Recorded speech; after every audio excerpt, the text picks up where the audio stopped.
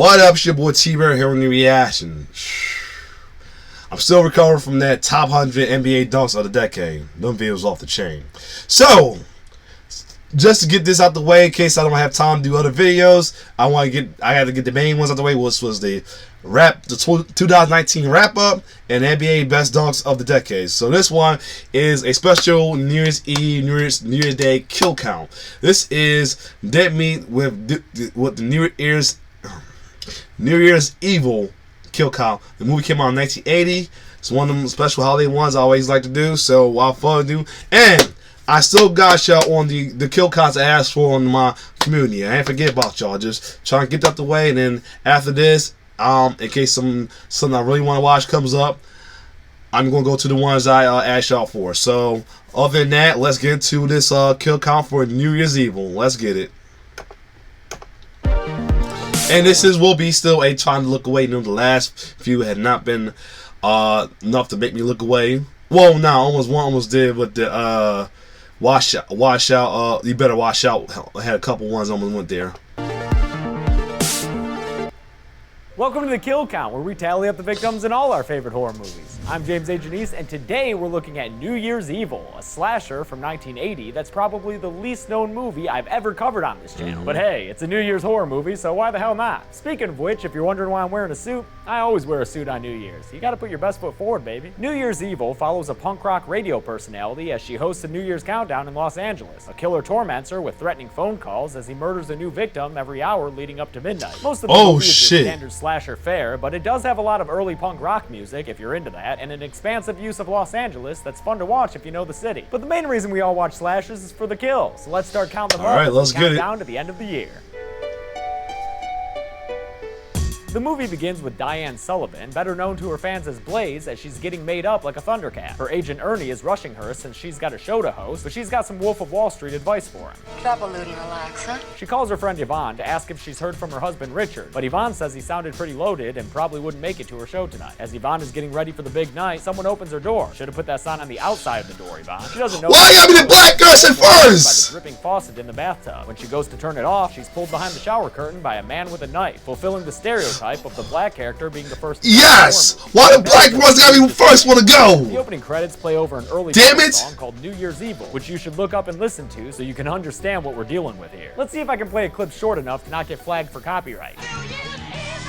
We cool, YouTube? While those high notes are being belted out by a band called Shadow that I couldn't find anything about online, youths drive around Los Angeles being youths, which of course means packing 10 people into a car and yelling at anyone that's next to them on the road. When they finally arrive at the Hollywood Hotel hosting Blaze's countdown, they unload their clown car and youth it up some more by messing with the cop who's asking them for tickets. Oh, youths. Back in Diane's room, her son Derek arrives, fresh off Mattel's new line of American Psycho dolls. If you're looking for a guy who will provide bizarre what the fuck moments, he's your man. Here's one out of context. Yeah, what the fuck, right? Also, somewhat interesting, Derek's played by Grant Kramer, who 8 years later would play the lead in Killer Clowns from Outer Space. Oh, our I thought first so. kill count of the new year. So congratulations, Grant Kramer. You're both ending 2017 and beginning 2018 here on Dead Meat. He tells her he just landed a part in a series, but she's too busy putting on this iridescent disaster of a dress to pay him any attention. He's all pissed because there be some weird Oedipal shit going on with this guy. She invites him down to watch her show, but he says he'd rather stay in the room and call his dad. Pure loss, dude. You're missing out on some sweaty new wave kids hollering at your mom. The show goes live and Diane goes into full Blaze mode, announcing their jammin' New Year's party is called New Year's Evil because it's edgy or whatever, and saying that they're simulcasting the party in every time zone of the continental US with the nation's biggest party cities. Eastern time with New York City, Central time with Chicago, and Mountain time with Aspen, Colorado? What? Okay, sure. Blaze begins taking calls on air so people can vote on the best song of the year and request their favorite jams to be played, but the second call she answers is from a dude using a voice changer who has a pretty uncreative bad boy pseudonym. Call me Evil. He tells her his resolution is to murder someone close to her. And because this is 1980, before Nipplegate and shit, the call is played live on the air, giving Derek some concern. Blaze hangs up and Shadow starts playing that New Year's Evil song again, even though we literally just heard it less than 10 minutes ago. Yeah, same exact song, just with more sweaty new wave kids dancing to it. The song goes on for a while, and that happens a lot in this movie. We get extended scenes with long song performances. I actually kind of dig on the jam, so I didn't mind too much, but if you're not into shit that sounds like this, you're gonna have a bad time. Evil leaves his phone booth and runs towards everyone's favorite sanatorium, Crawford, then sneaks behind an employee taking out the trash to infiltrate the facilities, armed with nothing more than his shitty alias and a tape recorder. The people in the sanatorium are dancing around to that same fucking song that we get to hear an extended cut of for the third time. The inmates aren't acted out with much grace, but it is kind of funny when this happens. Nurse Jane, played by Taffy O'Connell, runs into Evil, who introduces himself as Jeff Winters, a fill-in doctor there to help with the holiday workload. He flirts with her, and she's pretty receptive to him, even though he looks like if George Harrison's body parts were used to create Frankenstein's monster. They go to the back room to drink champagne, and you know what? I'll give Evil some credit. I'm always scared as hell when it comes to popping corks off of bubbly, but he does it real smoothly. A little bit That's bubbly. why Jane agrees to dance with him to the slow, melodious tunes of unsearchable band Shadow, who's now playing some smooth blues that these new wavers are noisily clomping around to.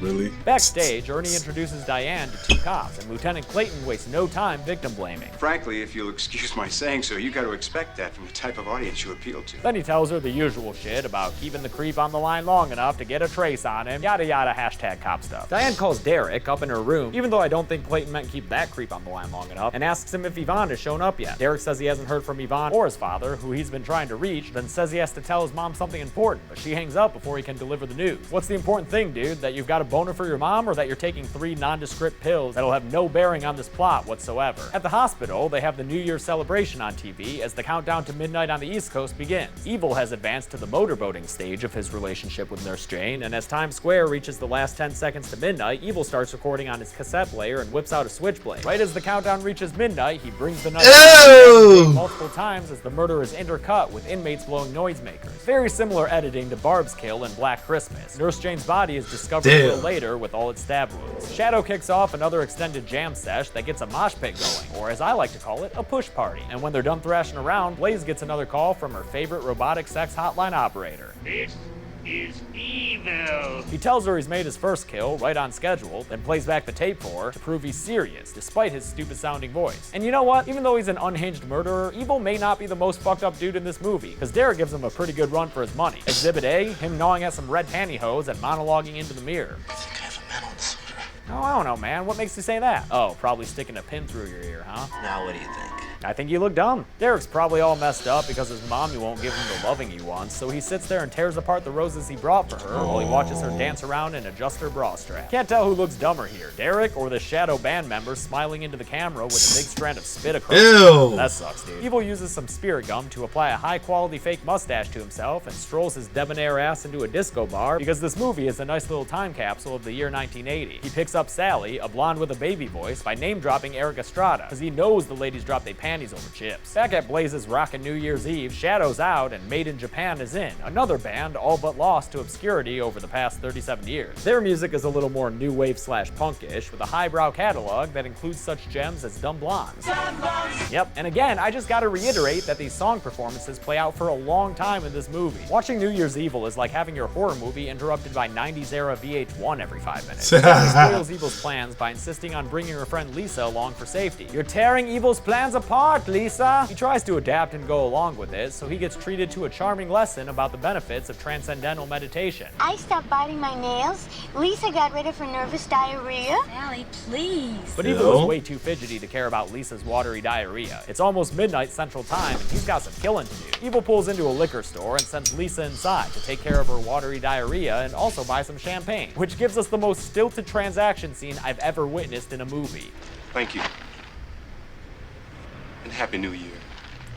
That's some real fucking weird editing, man. What's with the shot of Lisa nodding somberly? While Lisa is inside having her robot conversation, Evil makes his deadline and slips a plastic bag over Sally's head right as they finish counting down to the new year in Chicago. The strangling takes a while and is kinda sad. Sally seemed like a nice girl and she didn't even have any watery diarrhea. Lisa comes out of the store to find that the car is gone, then follows a trail of stilettos to a dumpster in the back where she opens the lid to find none other than Evil. He grabs her by the neck and pulls her into the trash basket to kill her off screen for the 4th kill of the movie. Evil quickly calls Blaze to tell her his latest victims are at the corner of Ventura and Laurel Canyon. What up, 818? And the cops arrive at the liquor store to find the two bodies. First, Sally Q. Baghead, and then Lisa W. Diarrhea, whose corpse slides down a slide with impeccable timing. Bet it slid down on all that watery diarrhea. Another costume change means that Evil gets to roll out under a new disguise, this time as a priest. While driving, he gets harassed by some bikers, and I'm sorry, New Year's Evil, I just don't think anyone, even badass bikers, would flip off a man of the cloth unprovoked like that. But we need conflict, so as Father Evil is fiddling with the radio stations and listening to reports of the sins he's committed, he pulls a peewee and runs into the bikes of the gang, knocking them down and pissing them off. He hightails it out of there, and the bikers give chase en masse, so Evil ducks into the Van Nuys drive-in theater to hide out for a while. The bikers follow without buying any tickets. They don't need no stinking tickets. I don't know when we started watching the killer of this movie while he's on a frickin' side quest, but I guess that's where we are now, watching Evil worry about the bikers finding him among the other cars. When he tries to abandon ship, he's cornered by the biker who flipped him off, and Evil talks his way out of that one with a switchblade to the gut. Later on, cops will mention that a biker was knifed, and since they don't say he was killed, I don't think I can add him to the count, because I'm pretty sure they'd mention it specifically if he was dead. Sorry, Evil, you're still at 4. Meanwhile, there's some goober necking with his sweetheart in the back of a car until Evil pulls him out of it and yells in his face. He hijacks the car, conveniently kidnapping another victim, just in time for the Rocky Mountain New Year, which, as the party animals of Aspen let us know, is only 5 minutes away at this point. The girl pleads for her life to Evil, offering money, which does nothing for him, and sex, which makes him take out his knife again, since Evil's whole thing is killing quote-unquote naughty girls. Repressed freak. Again, the movie really makes you feel sorry for the potential victim, so it's a happy moment when Evil is stopped in the middle of the road by some drunk partiers, and she's able to hop out of the car and escape. We get the slasher standard of a girl running with poor form through the woods, and we, the audience, is all but certain that this poor girl is going to be the next one on the kill count. But then those drunken partiers point some police in the right direction, and they deliver her from Evil, calling out to him and scaring him off, giving us an unexpected rescue for the girl. Looks like you missed a deadline, Evil. Clayton announces to Blaze's party that the doors are now closed, and nobody will be readmitted if they leave, a decision Blaze slurs her disagreement with. I mean, don't we have enough trouble out scaring all the guests? But no use arguing, Blaze. That plan of action came from Dr. Reed, a consulting psychologist who appeared out of nowhere, and since this is a horror movie from 1980, he's got a lot of pseudoscience mumbo-jumbo that he delivers like it's William Shatner filling in for Tom Brokaw. He's mutilated the breasts of most of his women. That's a common characteristic of a psychopathic killer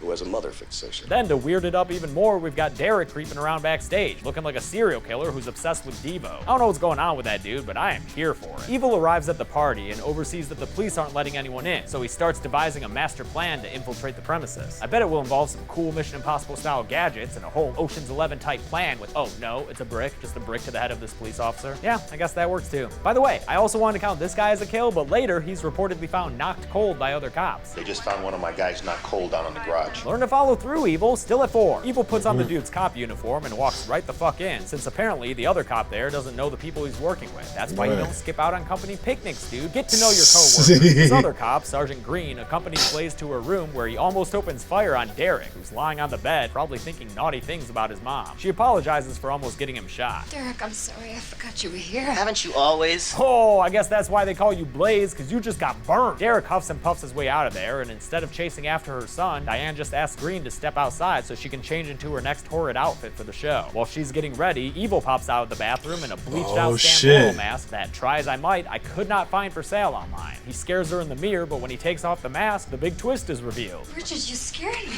God. Oh, I'm sorry. Yep, turns out the $6 million murderer I knew it. was her husband Richard. I knew it. 5 minutes into the movie. How I knew that? Who's justifiably How I knew that? How Richard got into the dressing room. Richard's flimsy excuse, saying Ernie the agent okayed it, doesn't fly with Green, so he radios other cops to tell them something's rotten in the city of Los Angeles. While he does that, Richard finally gets around to some Mission Impossible shit and hooks up some wires to monitor an elevator, I guess. So when Diane and Green How are I taking knew it that over, was having happening. a banal conversation about his family, Richard is able to use a camera inside to watch them and also somehow hijack the elevator with about as much difficulty as it takes to jumpstart a car. He sends the elevator down a bunch of floors to crash at the bottom and knock them out. Then he extra knocks out Green with a kick. He drags Green out of the elevator and wakes up Diane to tell her that he's evil, delivering the revelation by playing his recording of the nurse murder. That's right.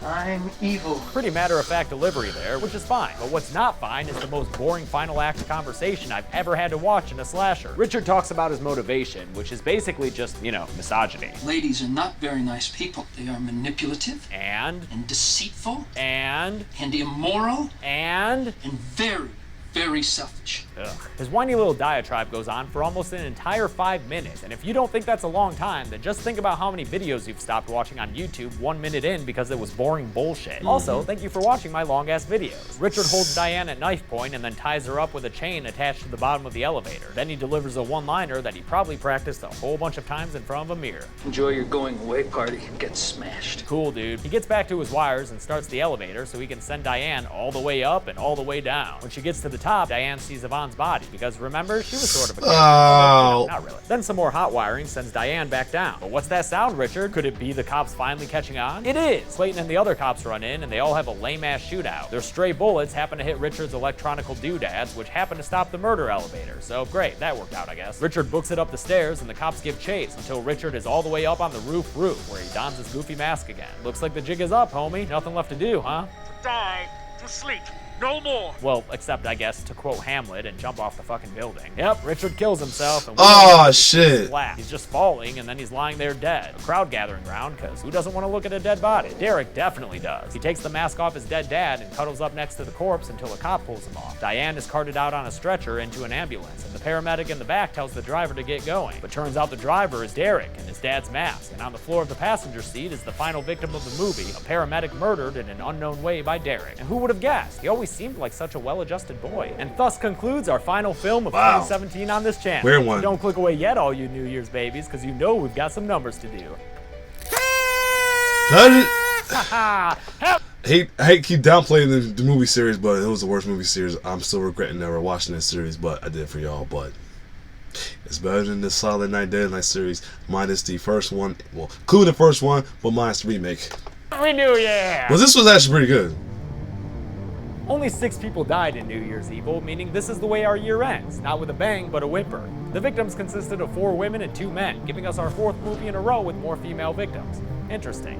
With a runtime of 86 minutes, we wound up with a kill on average every 14.33 minutes. I'll give the golden chainsaw for coolest kill to Sally, just because of how long it went on for and how bad it made me feel for the victim. She was a nice girl, Richard. Dull machete for lamest kill will be that paramedic whose body we just see lying there on the floor of the car. How'd Derek even manage that kill with all those people looking in? And that's it. New Year's Evil was released in 1980 and was the only New Year's horror film I could find, so who knows what I'll do a year from now. Next week we start our new schedule with a Monday release of the movie over 40,000 of you voted for me to cover, Killer Clowns from Outer Space. Until then, I'm James A. Janice. This has been the Kill Count. Alright, so yep, that's my final kill count of the 2019. And perfect one to do on New Year's Eve is New Year's Evil.